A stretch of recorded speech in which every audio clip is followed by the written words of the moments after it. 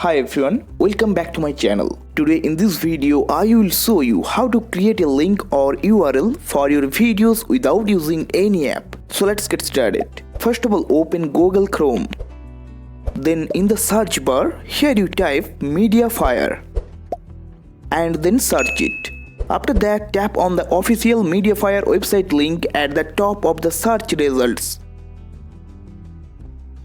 Then tap on Upload Files Now. After that, tap on Upload icon from here.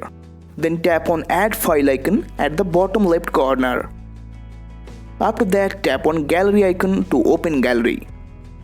Now select the video you want to create a link. So here I will select this video. Now you can see that my video is uploading. After the upload finishes, now you have successfully created a downloadable link for your video. Now you can share this link anywhere by tapping on copy link button and share it where you want to share.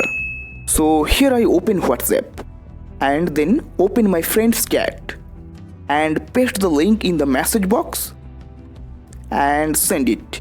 Now if my friend taps on this link, he can easily download the video by tapping the download icon.